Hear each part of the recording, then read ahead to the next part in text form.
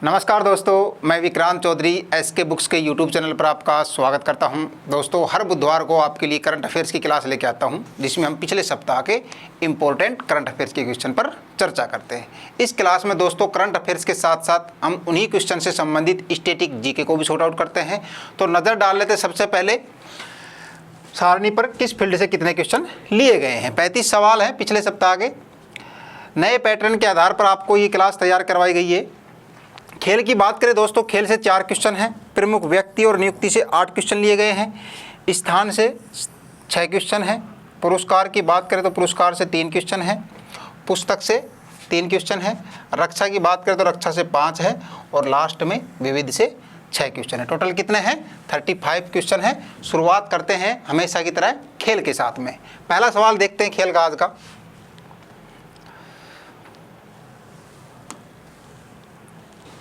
हाल ही में फिस्सू world university games 2025 की पदक तालिका में भारत कौन से स्थान पर रहा है? ऑप्शन है आपके लिए 2, 8, 17 और 20।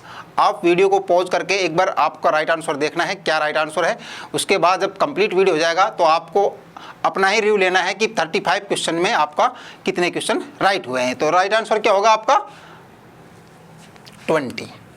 अब इसका एक्सप्लेनेशन के साथ में देखेंगे दोस्तों। 20 आपका राइट आंसर है। भारत ने फिस्सू वर्ल्ड यूनिवर्सिटी गेम्स 2025 की पदक तालिका में कौन सा स्थान किया है? 20वां स्थान हासिल किया है। अब दोस्तों इसके आयोजन की बात करें तो इसका आयोजन कहाँ किया गया था? बर्लिन, जर्मनी में। भारत ने अंतर्राष्ट्रीय विश्वविद्यालय खेल महासंघ, जिसको फिस्सू बोला जाता है, शानदार प्रदर्शन करते हुए 12 पदकों के साथ में टोटल भारत ने 12 मेडल जीते हैं, जिसमें 2 गोल्ड हैं, 5 सिल्वर हैं और 5 ब्रोंज मेडल है। और पदक तालिका में कौन सा स्थान हासिल किया है?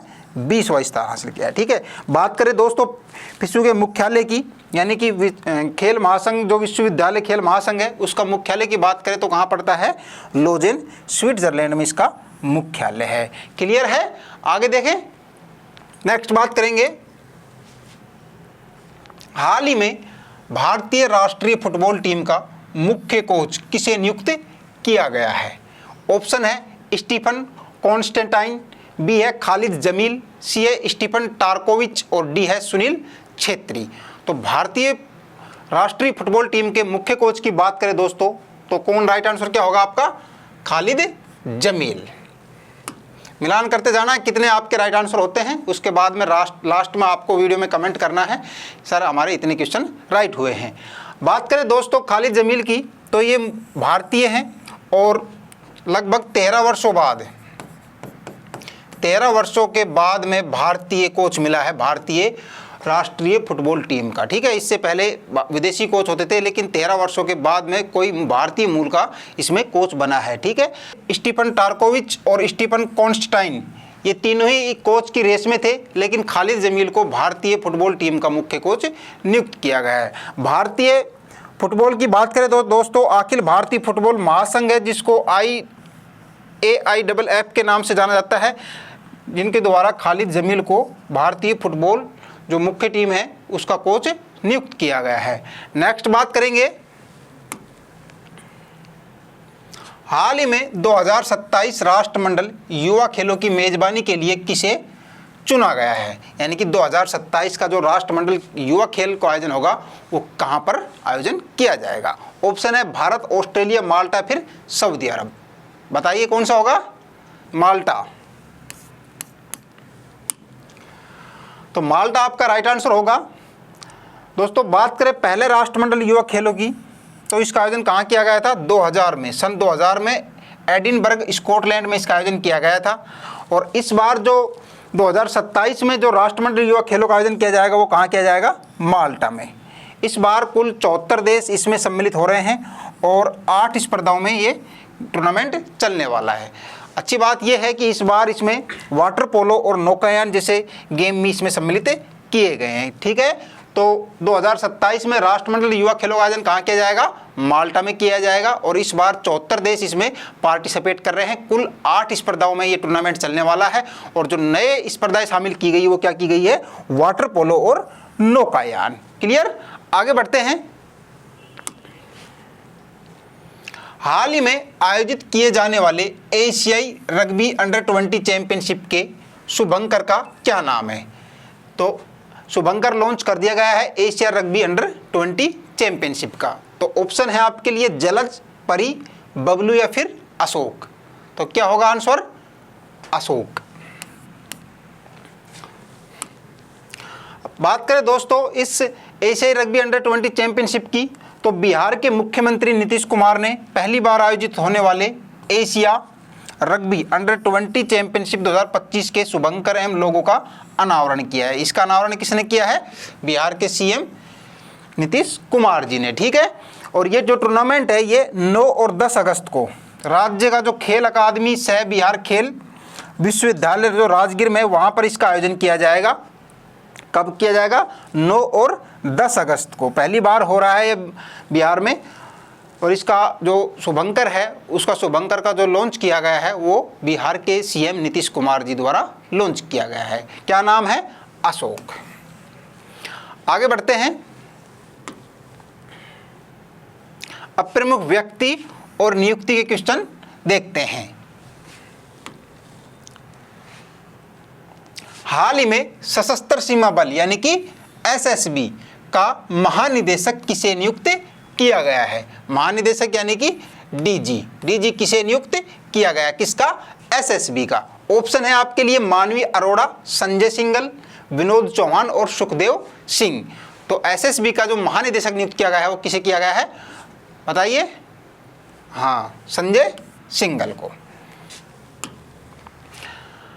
बात करें दोस्तों संजय सिंघल की, तो ये वर्तमान में सीमा सुरक्षा बल जो बीएसएफ है, बॉर्डर सिक्योरिटी फोर्स, उसमें विशेष निदेशक के पद पर कार्यरत थे। और अब वे अमृत मोहन प्रसाद जी जो हैं एसएसबी के महानिदेशक, उनके स्थान पर जो कि 31 अगस्त 2025 को रिटायर हो रहे हैं, उनके स्थान पर अब जो संजय सिंघल जी हैं एसएसबी के डीजी नियुक्त किए गए हैं। एसएसबी की स्थापना की बात करें हम तो एसएसबी की स्थापना 1963 में इसकी स्थापना की गई थी। और अभी इसका जो वर्तमान में जो अभी इसका महानिदेशक नियुक्त किया गया है वो किसे किया गया है? संजय सिंघल जी को। आगे देखते हैं। हाल ही में भारतीय नौसेना के 47वें उप प्रमुख किसे नियुक्त किया गया है? ऑप्शन है कृष्णा स्वामीनाथन, पुष्पेंद्र सिंह, संजय वात्स्यायन और करमबीर सिंह। तो भारतीय नौसेना यानी कि इंडियन नेवी का 47 नंबर का उप प्रमुख नियुक्त किया गया है वो किसे किया गया है? संजय वात्स्यायन जी को। बात करें दोस्तों नौसेना प्रमुख की, तो वर्तमान में भारतीय नौसेना प्रमुख कौन है? दिनेश कुमार त्रिपाठी जी है। नौसेना की स्थापना की भी बात करें हम तो 1950 में इसकी स्थापना की गई थी। और प्रतिवर्ष नौसेना दिवस कब मनाया जाता है? 4 दिसंबर को प्रतिवर्ष नौसेना दिवस के रूप में मनाते हैं। ठीक है, तो संजय वात्स्यायन आपका राइट आंसर होगा। भारतीय नौसेना के 47वें नंबर के उप प्रमुख नियुक्त किया गया है। आगे देखते हैं। हाल ही में विक्रम साराभाई अंतरिक्ष केंद्र का निदेशक किसे नियुक्त किया गया है? ऑप्शन है सुमन त्रिपाठी, डॉक्टर ए राजराजन, सी है अनिल सक्सेना जी और डी है प्रोफेसर दिनेश मेहता। तो विक्रम साराभाई अंतरिक्ष केंद्र का जो निदेशक नियुक्त किया गया है वो किसे किया गया है? डॉक्टर ए राजराजन जी को। ठीक है, तो वर्तमान की बात करें दोस्तों डॉक्टर ए राजराजन जी की, तो ये वर्तमान में जो सतीश धवन अंतरिक्ष केंद्र है श्रीहरिकोटा वहाँ के निदेशक थे। और अब इनको विक्रम साराभाई अंतरिक्ष केंद्र जो है वहाँ का निदेशक नियुक्त किया गया है। ठीक है, किसके स्थान पर? ये एस उन्नीकृष्णन नायर जी हैं वर्तमान में विक्रम साराभाई अंतरिक्ष केंद्र के निदेशक। उनके स्थान पर अब डॉक्टर ए राजराजन जी को नियुक्त किया गया है। आगे बढ़ते हैं। हाल ही में भारतीय सेना के उप सेनाध्यक्ष के रूप में किसे नियुक्त किया गया है? ऑप्शन है एन.एस. राजा सुब्रमणी, बी है पुष्पेंद्र सिंह, सी है शिव प्रताप शुक्ला और डी है राजेश तिवारी। तो भारतीय सेना यानी कि इंडियन आर्मी के उप सेनाध्यक्ष की बात करें दोस्तों तो पुष्पेंद्र सिंह जी को ये नियुक्त किया गया है।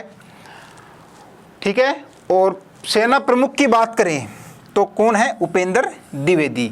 भारतीय सेना के जो जनरल साहब हैं प्रमुख हैं वो कौन है? उपेंद्र द्विवेदी जी हैं। और उप सेना जो अध्यक्ष बनाया गया है वो किसे बनाया गया है? पुष्पेंद्र सिंह जी को। ठीक है, नेक्स्ट बात करते हैं, हाल ही में यून्योसाव को किस देश का प्रधानमंत्री नियुक्त किया गया है? ऑप्शन है दक्षिणी कोरिया, जापान, थाईलैंड या फिर म्यांमार। तो यून्योसाव जो है उसको म्यांमार का प्रधानमंत्री नियुक्त किया गया है। दोस्तों म्यांमार जो पहले बर्मा था, भारत का पड़ोसी देश है और भारत की जो सीमा इसके साथ कितनी लगती है, 1643 किलोमीटर की भारत की जो अपना देश है उसकी सीमा भारत साझा करता है। कितनी करता है? 1643 किलोमीटर। ठीक है, तो इसका प्रधानमंत्री नियुक्त किया गया है किसको? यून्योसाव को। किसका? म्यांमार का। नेक्स्ट बात करेंगे, हाल ही में मेघनाथ देसाई का निधन हो गया है, उनका संबंध किससे था? यानी कि मेघनाथ देसाई जी का भी निधन हो गया है, उनका संबंध पूछा गया है किस क्षेत्र से था? तो ऑप्शन है भूवैज्ञानिक, बी है शास्त्रीय गायक, सी है अर्थशास्त्री और डी है आपके लिए पत्रकार। तो मेघनाथ देसाई जी का जो अभी निधन हुआ है 85 वर्ष की आयु में, उनका संबंध किस क्षेत्र से था? तो किस क्षेत्र से था? अर्थशास्त्री से। ठीक है, अर्थशास्त्र के ज्ञाता थे ये। और ये बात की जाए दोस्तों, ये भारतीय मूल के ब्रिटिश अर्थशास्त्री थे। इनका जन्म गुजरात के वडोदरा में हुआ था और इनको हाउस ऑफ लॉर्ड्स के सदस्य के रूप में भी जाना जाता है। ठीक है, इंग्लैंड का जो यूके में जो हाउस ऑफ लॉर्ड्स है उसके सदस्य भी थे और 2008 में इनको भारत का जो तीसरा सर्वोच्च नागरिक पुरस्कार है, कौन सा? पद्म भूषण है, उससे भी सम्मानित किया गया है। अभी इनका हाल ही में देहांत हो गया है। ठीक है, आगे बढ़े। हाल ही में शिबू सोरेन का निधन हो गया है, वह किस राज्य के पूर्व मुख्यमंत्री थे? पूर्व मुख्यमंत्री थे। ए है कर्नाटक, बी है केरल, सी है झारखंड और डी है तमिलनाडु।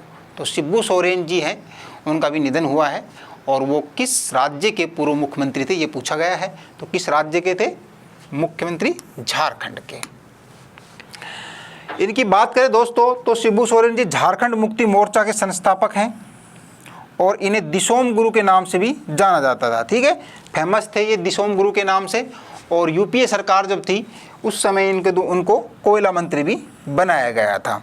और झारखंड में ये 3 बार मुख्यमंत्री पद पर रहे थे। मात्र 10 माह ये मुख्यमंत्री बने हैं, सीएम 3 बार बने हैं। पहली बार तो 10 दिन के लिए रहे थे। इस तरह से टोटल ये 10 माह तक झारखंड के मुख्यमंत्री रहे हैं। अभी इनका देहांत हो गया है, जो कि दिसोम गुरु के नाम से ये फेमस थे। ठीक है, नेक्स्ट देखते हैं। हाल ही में दिल्ली पुलिस आयुक्त का पदभार किसने संभाला है? दिल्ली पुलिस आयुक्त का पदभार किसने संभाला है? ऑप्शन है उत्पल कुमार सिंह, बी है संजय सिंघल, सी है संजय अरोड़ा जी और डी है SBK सिंह जी। तो दिल्ली पुलिस आयुक्त का जो पदभार संभाला है वो किसने संभाला है? SBK सिंह जी ने। ठीक है, SBK सिंह जी की बात की जाए दोस्तों तो ये वर्तमान में दिल्ली जो होमगार्ड है उसके DG हैं। ठीक है, दिल्ली होमगार्ड के DG हैं और अब इनको अतिरिक्त प्रभार दिया गया है दिल्ली पुलिस आयुक्त का। किनको? SBK सिंह जी को। ठीक है, वर्तमान की बात करें तो दिल्ली होमगार्ड में जो DG के पद पर कार्यरत थे, लेकिन अब इनको जो दिल्ली पुलिस आयुक्त का अतिरिक्त कार्य प्रभार भी इनको सौंपा गया है। नेक्स्ट देखते हैं, स्थान से संबंधित क्वेश्चन है दोस्तों। अब स्थान के क्वेश्चन देखेंगे। हाल ही में किस राज्य ने हेरिटेज खेलों पर से प्रतिबंध हटाने की घोषणा की है? ऑप्शन है तमिलनाडु, पंजाब, बिहार या फिर मध्य प्रदेश। हेरिटेज खेलों की बात करें दोस्तों तो किसने हटा दिए हैं प्रतिबंध? लग रहा था पंजाब सरकार द्वारा। ये 1997 से इन पारंपरिक खेलों पर पशु क्रूरता की वजह से ये प्रतिबंध लगा दिया गया था। ये जो गेम्स होते हैं देख सकते हैं आप, बैलों की दौड़ होती है, घोड़े की दौड़ होती है, ऊँटों की होती है, कबूतरों की होती है। इस प्रकार से ये उस समय जब 1997 की बात थी, उस समय पशु क्रूरता के आधार पर इसको बंद कर दिया गया था, बैन लगा दिया गया था। लेकिन अब पंजाब सरकार द्वारा ये फिर से खोल दिया गया है। ठीक है, नेक्स्ट बात करेंगे। हाल ही में भारत की पहली एआई पावर्ड आंगनवाड़ी किस राज्य में शुरू की गई है? एआई पावर्ड आंगनवाड़ी उत्तर प्रदेश, महाराष्ट्र, बिहार या फिर झारखंड। तो एआई यानी कि आर्टिफिशियल इंटेलिजेंस पावर्ड आंगनवाड़ी बनाई गई है, वो किस राज्य में शुरू की गई है? महाराष्ट्र में। ठीक है, महाराष्ट्र आपका इसमें राइट आंसर होगा। और महाराष्ट्र के नागपुर जिले के वडधामना गांव में मुख्यमंत्री कौन है? देवेंद्र फडणवीस जी द्वारा देश की पहली कृत्रिम बुद्धिमत्ता यानी कि एआई संचालित आंगनवाड़ी का उद्घाटन किया गया है। ठीक है, महाराष्ट्र की बात किया तो महाराष्ट्र में कहाँ पर? नागपुर जिले के वडधामना गांव में मुख्यमंत्री यानी कि चीफ मिनिस्टर साहब द्वारा, ये देवेंद्र फडणवीस जी हैं, उनके द्वारा ये भारत की पहली एआई पावर्ड आंगनवाड़ी की शुरुआत की गई है। नेक्स्ट देखेंगे, हाल ही में 4500 वर्ष पुरानी हड़प्पा सभ्यता के अवशेष कहाँ मिले हैं? ए है जैसलमेर, बी ऑप्शन है बीकानेर, सी है आपके लिए सूरत और डी है हिसार। तो अभी 4500 वर्ष पुरानी हड़प्पा जो सभ्यता है उसके अवशेष मिले हैं, वो कहाँ से मिले हैं बताइए? जैसलमेर से। जैसलमेर कहाँ पड़ता है? राजस्थान में। राजस्थान के जैसलमेर से जो हड़प्पा सभ्यता थी यानी कि सिंधु घाटी सभ्यता थी उसके अवशेष मिले हैं। जैसलमेर की बात करें दोस्तों, राजस्थान के जैसलमेर जिले में रामगढ़ तहसील है, वहाँ पर रातड़ियारी ढेरी एक जगह है, वहाँ से हड़प्पा स्थल के प्रमुख जो ये सामान हैं वो मिले हैं। उनमें बात की जाए दोस्तों तो लाल मिट्टी के बर्तन मिले हैं, पत्थर के औजार मिले हैं और एक भट्टी भी मिली है। जो खुदाई की गई थी वहाँ पर एक लाल मिट्टी का बर्तन मिला है, पत्थर मिले हैं, पत्थर के कुछ औजार मिले हैं और एक वहाँ पर भट्टी भी बरामद की गई है। तो ठीक है, तो 4500 वर्ष पुरानी हड़प्पा सभ्यता है और उसका लेटेस्ट जो खुदाई हुई थी वो जैसलमेर में हुई थी। राजस्थान के सीमावर्ती जिला है, पाकिस्तान के साथ में टच करता है और यहाँ पर से पुरानी जो सिंधु घाटी सभ्यता थी यानी कि हड़प्पा सभ्यता थी उसके प्रमुख अवशेष मिले हैं। आगे देखते हैं, हाल ही में भारत के अंतरिक्ष नायक शुभांशु शुक्ला के सम्मान में एक नई सड़क का नामांकन कहाँ किया जाएगा? ए है लखनऊ, बी ऑप्शन है नई दिल्ली, सी है गोरखपुर और डी है भोपाल। तो अंतरिक्ष नायक जो अभी शुभांशु शुक्ला जी अंतरिक्ष में गए थे अभी, उनके सम्मान में लखनऊ में, कहाँ पर? लखनऊ में एक सड़क का नामांकन किया जाएगा शुभांशु शुक्ला के नाम से। कहाँ से कहाँ तक? तो लखनऊ नगर निगम ने शुभांशु शुक्ला के त्रिवेणी नगर स्थित घर तक 150 मीटर लंबी सड़क बनाएगा। ठीक है, इस सड़क का नाम शुभांशु शुक्ला मार्ग रखा जाएगा। शुभांशु शुक्ला भारतीय वायुसेना के ग्रुप कैप्टन और इसरो के गगनयात्री हैं। ठीक है, जिन्होंने हाल ही में अंतर्राष्ट्रीय अंतरिक्ष स्टेशन ISS की 18 दिन की यात्रा की थी। ठीक है, और अंतर्राष्ट्रीय अंतरिक्ष स्टेशन यानी कि ISS में जाने वाले ये पहले भारतीय भी हैं। कौन है? शुभांशु शुक्ला जी, जो कि अभी 18 दिन की यात्रा करके वापस लौटे थे। ठीक है, वर्तमान में ये वायुसेना में ग्रुप कैप्टन जो पद है उस पर कार्यरत हैं और लखनऊ में इनके सम्मान में त्रिवेणी नगर स्थित घर तक 150 मीटर लंबी सड़क का नामांकन शुभांशु शुक्ला के नाम से किया जाने वाला है। ठीक है, आगे बढ़ेंगे। हाल ही में भारत का पहला एआई आधारित सड़क सुरक्षा पायलट प्रोजेक्ट किस राज्य में शुरू किया गया है? ए है राजस्थान, बी है आंध्र प्रदेश, सी है मध्य प्रदेश और डी है उत्तर प्रदेश। तो भारत का पहला एआई आधारित सड़क सुरक्षा पायलट प्रोजेक्ट कहाँ शुरू किया गया है बताइए? उत्तर प्रदेश में। उत्तर प्रदेश सड़क परिवहन और राजमार्ग मंत्रालय द्वारा अनुमोदित आर्टिफिशियल इंटेलिजेंस यानी कि एआई और बिग डाटा एनालिटिक्स आधारित सड़क सुरक्षा पायलट परियोजना शुरू करने वाला ये भारत का पहला राज्य बन जाएगा। ठीक है, तो उत्तर प्रदेश है जो भारत का पहला एआई आधारित सड़क सुरक्षा पायलट प्रोजेक्ट शुरू करने वाला है और ये भारत का ऐसा करने वाला पहला राज्य बन गया है। ठीक है, आगे बढ़ेंगे। हाल ही में केंद्रीय पर्यावरण मंत्री भूपेंद्र यादव ने 750 एकड़ शहरी वन बनाने के लिए मातृवन पहल का शुभारंभ कहाँ किया है? ऑप्शन है दिल्ली, गुरुग्राम, उदयपुर या फिर गांधीनगर। तो केंद्रीय पर्यावरण मंत्री भूपेंद्र यादव जी हैं, उनके द्वारा भी हाल ही में 750 एकड़ शहरी वन बनाने के लिए मातृवन पहल का शुभारंभ किया गया है। वो कहाँ से किया गया है बताइए? गुरुग्राम से। ठीक है, राइट आंसर क्या होगा? गुरुग्राम।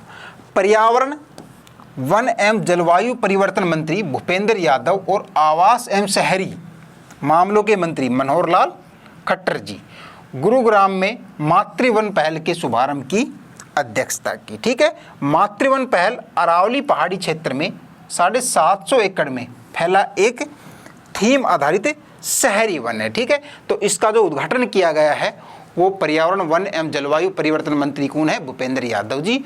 और आवास एवं शहरी मामलों के जो मंत्री मनोहर लाल खट्टर जी, जो कि हरियाणा के पूर्व चीफ मिनिस्टर भी थे, इनके द्वारा ये मातृवन पहल का शुभारंभ गुरुग्राम में किया गया है। नेक्स्ट देखते हैं पुरस्कार से संबंधित क्वेश्चन। हाल ही में 43वें लोकमान्य तिलक राष्ट्रीय पुरस्कार से किसे सम्मानित किया गया है? ऑप्शन है उदय कोटक, बी है सुधा मूर्ति, सी है नितिन गडकरी जी और डी है तरुण बजाज। तो 43वें लोकमान्य तिलक राष्ट्रीय जो पुरस्कार है वो उससे किसे सम्मानित किया गया है बताइए? नितिन गडकरी जी को। सड़क परिवहन मंत्री है नितिन गडकरी जी, ये देख सकते हैं आप, इनको अभी इससे सम्मानित किया गया है। ठीक है, ये जो पुरस्कार है दोस्तों लोकमान्य तिलक राष्ट्रीय पुरस्कार, इसकी शुरुआत 1983 में 1983 में की गई थी। ये प्रतिवर्ष 1 अगस्त को लोकमान्य तिलक जी की जो पुण्यतिथि होती है उस पर यह दिया जाता है। किन लोगों को दिया जाता है? देश हित में जो अच्छे कार्य करते हैं उनको लोकमान्य तिलक के नाम से जो ट्रस्ट है उसके द्वारा लोकमान्य तिलक की जो जयंती आती है, पुण्यतिथि आती है 1 अगस्त को, उस तारीख को ये पुरस्कार दिया जाता है। ठीक है, 43वें नंबर का पुरस्कार है नितिन गडकरी को मिला है। और पिछला जो मिला था 42वां, वो किसे मिला था? सुधा मूर्ति जी को मिला था। ठीक है, आगे बढ़े। हाल ही में 71वें नेशनल फिल्म अवार्ड्स में सर्वश्रेष्ठ हिंदी फिल्म का अवार्ड किसे दिया गया है? ए है Mrs Chatterjee versus Norway, B है जवान, सी ऑप्शन है बारहवीं फेल और डी है कटल ए जैक फ्रूट मिस्ट्री। तो 71वें नंबर का नेशनल फिल्म अवार्ड में सर्वश्रेष्ठ हिंदी फिल्म की बात करें दोस्तों तो किसे मिला है? बारहवीं फेल को। ठीक है, बारहवीं फेल है, विक्रांत मैसी है इसके एक्टर। और इसके डायरेक्टर की बात की जाए तो विनोद चोपड़ा जी हैं, मुख्य कलाकार विक्रांत मैसी और मेधा शंकर जी हैं इसमें। और ये एक IPS पर आधारित एक मूवी है, बहुत शानदार मूवी है, जिनको 71वें नेशनल फिल्म अवार्ड्स में सर्वश्रेष्ठ हिंदी फिल्म का पुरस्कार मिला है।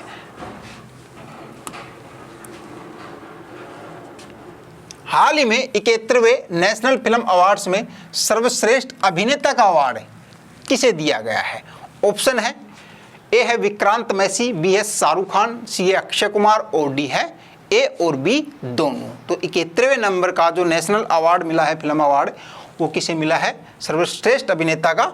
इसमें दोनों राइट हैं, विक्रांत मैसी और शाहरुख खान को। ठीक है, विक्रांत मैसी की मैंने आज जैसा आपको बताया था 12वीं फेल के लिए, और शाहरुख खान को जवान फिल्म के लिए 71वें नेशनल फिल्म अवार्ड्स में सर्वश्रेष्ठ अभिनेता का संयुक्त अवार्ड दिया गया है। और शाहरुख खान को पहली बार मिला है। ठीक है, ये इतने साल फिल्म एक्टर हैं, ये पहली बार शाहरुख खान को ये पुरस्कार मिला है।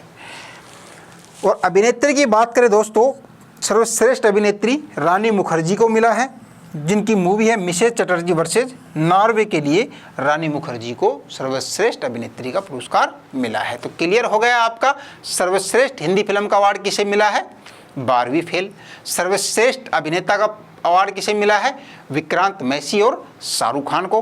और सर्वश्रेष्ठ अभिनेत्री का अवार्ड किसे मिला है? रानी मुखर्जी को Mrs Chatterjee versus Norway movie के लिए। क्लियर है? आगे बढ़ते हैं। पुस्तक के साथ में। पुस्तक के क्वेश्चन देखेंगे।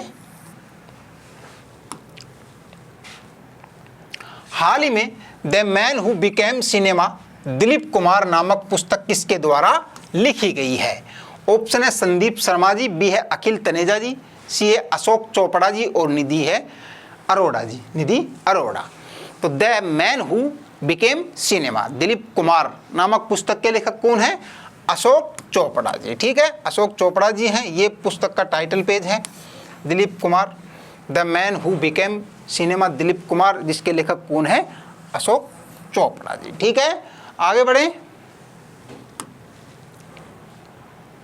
हाल ही में किस राज्य के मुख्यमंत्री ने सस्टेनेबल वेलनेस ऑफ स्टूडेंट्स पुस्तक का विमोचन किया है? ए है हरियाणा, बी है गोवा, सी है उत्तराखंड और डी ऑप्शन है बिहार। तो सस्टेनेबल वेलनेस ऑफ स्टूडेंट पुस्तक का जो विमोचन किया है वो उत्तराखंड के चीफ मिनिस्टर साहब हैं पुष्कर सिंह धामी साहब, उनके द्वारा इसका विमोचन किया गया है। ठीक है, sustainable wellness of students a collective responsibility in higher education नामक इस पुस्तक का संपादन जो किया है वो 2 लोगों द्वारा किया गया है। एक तो प्रोफेसर लता पांडे जो कि प्रमुख गृह विज्ञान विभाग डीएसबी परिसर कुमाऊं विश्वविद्यालय में कार्यरत हैं, और दूसरे जो हैं डॉक्टर रमा आनंद जी जो कि निदेशक हैं सेंटर फॉर पॉलिसी रिसर्च नई दिल्ली में। इनके द्वारा इस पुस्तक का संपादन किया गया है और इसका जो विमोचन किया गया है वो उत्तराखंड के चीफ मिनिस्टर साहब हैं पुष्कर सिंह धामी जी, इनके द्वारा इसका विमोचन किया गया है। ठीक है, आगे देखते हैं। हाल ही में policing and crime trends of India नामक पुस्तक किसके द्वारा लिखी गई है? ऑप्शन है ए है पुष्पा भारती, बी है संजय रावत जी और सी ऑप्शन है दिनेश कुमार गुप्ता जी, डी ऑप्शन है अखिल चौधरी जी। तो policing and crime trends in India नामक पुस्तक के लेखक कौन है? दिनेश कुमार गुप्ता जी। दिनेश कुमार गुप्ता जी वरिष्ठ सीनियर पुलिस अधिकारी हैं और इनके द्वारा अपना जो अनुभव शेयर किया गया है इस पुस्तक के माध्यम से। दिनेश कुमार गुप्ता जी द्वारा जो पुस्तक जो है policing and crime and trends in India नामक पुस्तक में इनके द्वारा अपना अनुभव शेयर किया गया है। ठीक है, आगे देखते हैं। अभी रक्षा से संबंधित डिफेंस से क्वेश्चन है, देखते हैं किस प्रकार से हैं। हाल ही में डीआरडीओ ने 2 प्रलय मिसाइलों का सफलतापूर्वक परीक्षण कहां किया है? ऑप्शन है ओडिशा, बी है राजस्थान, सी है आंध्र प्रदेश और डी है महाराष्ट्र। तो डीआरडीओ द्वारा 2 जो मिसाइल हैं प्रलय, उनका अभी सफलतापूर्वक परीक्षण किया गया है। वो कहां किया गया है? ओडिशा में। ओडिशा में इनका सफलतापूर्वक परीक्षण किया गया है। बात करें ओडिशा में स्थान की तो डॉक्टर एपीजे अब्दुल कलाम जो द्वीप है वहाँ पर इसका सफलतापूर्वक परीक्षण किया गया है और ये भारत की पहली स्वदेशी रूप से विकसित अर्ध बैलिस्टिक मिसाइल हैं। कौन सी है? 2 प्रलय मिसाइल है, ये भारत की पहली स्वदेशी रूप से विकसित है, यानी कि भारत में ही बनाया गया है इन मिसाइलों को, और ये अर्ध बैलिस्टिक मिसाइल हैं। कैसी मिसाइल हैं? अर्ध बैलिस्टिक मिसाइल। बात करें दोस्तों इसका जो सफलतापूर्वक परीक्षण किसने किया है? डीआरडीओ ने।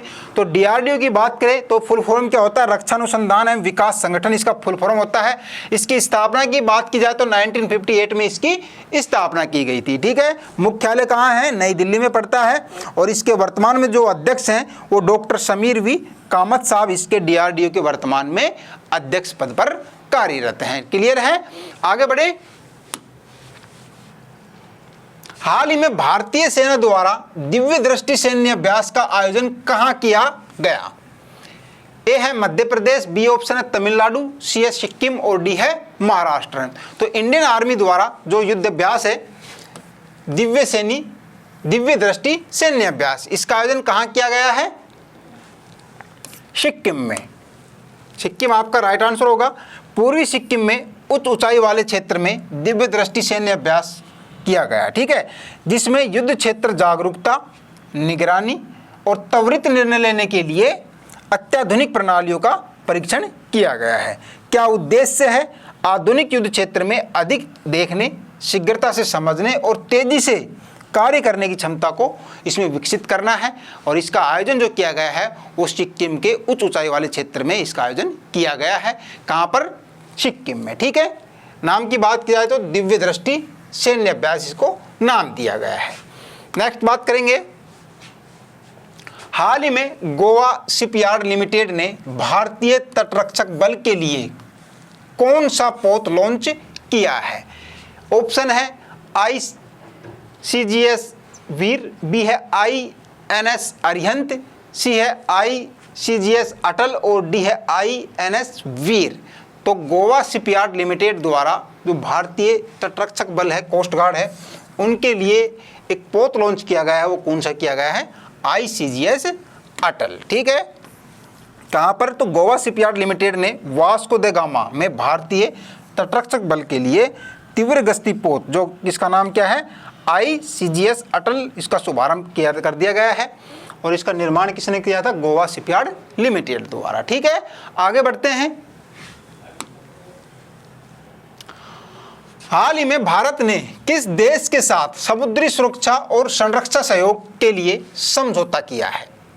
ए है मालदीव, बी है श्रीलंका, सी ऑप्शन है संयुक्त अरब अमीरात और डी है इंडोनेशिया। तो भारत ने समुद्री सुरक्षा और संरक्षा में सहयोग के लिए किसके साथ में समझौता किया है? संयुक्त अरब अमीरात के साथ में। ठीक है, दोनों देशों के बीच 13वीं संयुक्त रक्षा सहयोग समिति की बैठक नई दिल्ली में की गई थी। तो 13वें नंबर की ये दोनों देशों के बीच में संयुक्त रक्षा की बैठक थी। और भारतीय तटरक्षक बल के जो महानिदेशक हैं परमेश शिवमणि जी, और संयुक्त अरब अमीरात तटरक्षक बल के जो कमांडर हैं ब्रिगेडियर खालिद ओबेद शमसी जी, इन दोनों के बीच में ये समझौता हुआ है और हस्ताक्षर किए गए हैं। किस उद्देश्य से? कि क्षेत्र में एक सुरक्षित, संरक्षित और टिकाऊ समुद्री वातावरण सुनिश्चित करते हुए दोनों देशों के बीच संबंधों को मजबूत करना है। ठीक है, तो भारत और सऊदी अरब के बीच में ये जो उद्देश्य रहा है, क्षेत्र में एक संरक्षित, सुरक्षित और टिकाऊ समुद्री वातावरण सुनिश्चित करने हेतु जो दोनों के बीच समझौता किया गया है, वो कहाँ किया गया है? नई दिल्ली में किया गया है। ठीक है, आगे बात करेंगे। हाल ही में नीलगिरी श्रेणी का तीसरा जहाज INS हिमगिरी कहाँ भारतीय नौसेना को सौंपा गया है? नीलगिरी श्रेणी का है तीसरा जहाज जिसका नाम है INS हिमगिरी। ये भारतीय नौसेना को किस स्थान पर सौंपा गया है? कोच्चि, मुंबई, कोलकाता या फिर चेन्नई? बताइए। कोलकाता। कोलकाता आपका राइट आंसर होगा। ठीक है, इसके निर्माण की बात करें दोस्तों तो इसका निर्माण कोलकाता स्थित garden rich ship builders and engineers, जिसको GRSE बोला जाता है, उसके द्वारा इसका निर्माण किया गया है। और ये जो निर्माण किया है GRSE ने, ये पहला प्रोजेक्ट है उनका, जिसका नाम क्या दिया है? 17A पोत दिया है। ये इनके द्वारा बनाया गया पहला प्रोजेक्ट है INS हिमगिरी, जो कि कोलकाता में भारतीय नौसेना को सौंप दिया गया है। आगे बात करते हैं, विविध से हैं। विविध से सवाल देखते हैं किस प्रकार के क्वेश्चन हैं। हाल ही में भारत का पहला मेक इन इंडिया 1 मेगावाट हरित हाइड्रोजन संयंत्र कहां प्रारंभ हुआ है? ऑप्शन है चेन्नई, पारादीप, कांडला या फिर कोच्चि। तो भारत के द्वारा निर्मित 1 मेगावाट हरित हाइड्रोजन संयंत्र का प्रारंभ कहां किया गया है? कांडला। कांडला कहां पड़ता है? गुजरात में। ठीक है, तो कांडला स्थित दीनदयाल बंदरगाह प्राधिकरण ने, किसने? दीनदयाल बंदरगाह प्राधिकरण ने कांडला बंदरगाह क्षेत्र में भारत का पहला make in India green hydrogen plant चालू कर दिया है। तो ग्रीन हाइड्रोजन जो प्लांट है भारत का, वो पहला नंबर का है। कहाँ पर चालू किया गया है? कांडला में। ठीक है, आगे बात करते हैं। हाल ही में औपचारिक विश्राम अवकाश योजना शुरू करने वाला भारत का पहला राज्य कौन सा है? ऑप्शन है महाराष्ट्र, बिहार, सिक्किम या फिर मध्य प्रदेश। तो औपचारिक विश्राम अवकाश योजना किसने शुरू किया है? सिक्किम ने। ठीक है, जो सरकारी कर्मचारी हैं उनको अपने घर में किसी भी माता पिता की सेवा करनी हो, किसी प्रकार की जो सेवा करनी हो, उसके लिए ये सिक्किम सरकार द्वारा औपचारिक विश्राम अवकाश योजना शुरू की गई है। और ये ऐसा करने वाला भारत का पहला राज्य बन गया है। नेक्स्ट बात करेंगे, हाल ही में डॉक्टर MS स्वामीनाथन के सम्मान में प्रतिवर्ष किस दिन को सतत कृषि दिवस के रूप में मनाने की घोषणा की है? ऑप्शन है 5 अगस्त, बी है 7 अगस्त, सी है 12 अगस्त और डी है 5 सितंबर। तो डॉक्टर MS स्वामीनाथन के सम्मान में हर साल सतत कृषि दिवस के रूप में मनाया जाएगा। वो किस तारीख को मनाया जाएगा? 7 अगस्त को। ठीक है, 7 अगस्त को प्रतिवर्ष सतत कृषि दिवस के रूप में मनाया जाएगा। डॉक्टर MS स्वामीनाथन की बात करें दोस्तों तो पता है आपको 2024 में इनको भारत रत्न से भी सम्मानित किया गया है। भारत का सर्वोच्च नागरिक सम्मान है भारत रत्न, उनसे इनको सम्मानित किया गया है। और महाराष्ट्र सरकार ने 7 अगस्त को सतत कृषि दिवस के रूप में मनाने की घोषणा भी कर दी है। ठीक है, 12 अगस्त की बात करें दोस्तों तो 12 अगस्त को लद्दाख ने सिंधु नदी सफाई आंदोलन दिवस, सिंधु नदी सफाई आंदोलन दिवस के रूप में मनाने की घोषणा की है। तो सिंधु नदी सफाई आंदोलन जो लद्दाख द्वारा 12 अगस्त को मनाने की घोषणा की गई है। ठीक है, नेक्स्ट बात करेंगे, हाल ही में रेमोना परेरा ने लगातार 170 घंटे कौन सा नृत्य करके विश्व रिकॉर्ड बनाया है? ऑप्शन है कथकली, बी है भरतनाट्यम, सी है कुचिपुड़ी और डी है कथक। तो रेमोना परेरा जी की बात की जाए तो लगातार 170 घंटे तक कौन सा नृत्य किया है जिसके द्वारा इनका वर्ल्ड रिकॉर्ड बना दिया गया है? भरतनाट्यम। भरतनाट्यम लगातार इनके द्वारा 170 घंटे तक किया गया था और इनका ये गिनीज जो वर्ल्ड रिकॉर्ड है बुक है उसमें नाम दर्ज कर दिया गया है। ठीक है, कर्नाटक के मैंगलोर में है, ये कॉलेज है सेंट एलियोसिस कॉलेज, वहाँ की छात्रा है रेमोना परेरा। उनके द्वारा 170 घंटे तक भरतनाट्यम करके golden book of world record जो है उसमें इनके द्वारा नाम दर्ज करवा दिया गया है। आगे बढ़ते हैं, हाल ही में किस देश का कलिउचेवस्कोय ज्वालामुखी फटा है? अब ये ज्वालामुखी फटा है किस देश में है? फ्रांस, अमेरिका, रूस या फिर जापान? तो इस कलिउचेवस्कोय ज्वालामुखी की बात किया दोस्तों तो रूस में है। अभी ये रूस में 30 जुलाई को 2 बड़ी घटनाएं हुई थी। एक तो बहुत भयंकर भूकंप आया था, वहाँ पर 8 साढ़े 8 से ऊपर उसका रिएक्टर था, उसका जो पैमाना था वो 8.5 से ऊपर था। और बात की जाए ज्वालामुखी जो है दोस्तों ये यूरोप और एशिया का सबसे ऊंचा सक्रिय ज्वालामुखी माना जाता है। कौन सा है? कलिउचेवस्कोय जो ज्वालामुखी है ये एशिया और यूरोप का सबसे ऊंचा सक्रिय ज्वालामुखी माना जाता है। नेक्स्ट बात करेंगे, हाल ही में किस मंत्रालय ने अपना घर नामक महत्वाकांक्षी पहल शुरू की है? कृषि एवं किसान कल्याण मंत्रालय, पेट्रोलियम एवं प्राकृतिक गैस मंत्रालय, आवास एवं शहरी मंत्रालय और डी है पशुपालन और डेयरी मंत्रालय। तो अपना घर जो नामक जो महत्वाकांक्षी पहल है इसकी शुरुआत किसके द्वारा की गई है? पेट्रोलियम एवं प्राकृतिक गैस मंत्रालय द्वारा। ठीक है, ये जो योजना है दोस्तों ये ट्रक ड्राइवरों के लिए शुरू की गई है। जो लंबी दूरी के जो ट्रक ड्राइवर हैं वो चलाते हैं उनके लिए सरकार द्वारा पेट्रोलियम प्राकृतिक गैस मंत्रालय द्वारा उनको अपना घर यानी कि उनको बीच में रेस्ट करने की सुविधा मिलेगी, उनको आराम करने की सुविधा मिलेगी। इस प्रकार से पेट्रोलियम प्राकृतिक गैस मंत्रालय द्वारा अपना घर जो नामक ये महत्वाकांक्षी पहल है इसकी शुरुआत की गई है। धन्यवाद दोस्तों, कैसी लगी आपको आज की क्लास? कमेंट करके बताएं, वीडियो को लाइक करें, चैनल को सब्सक्राइब करें, अपने दोस्तों के साथ शेयर करें। इस वीडियो में आपके कितने क्वेश्चंस ठीक हुए हैं वो भी आपको कमेंट करने हैं। मिलेंगे नेक्स्ट बुधवार को लेटेस्ट करंट अफेयर्स के क्वेश्चंस के साथ। जय हिंद।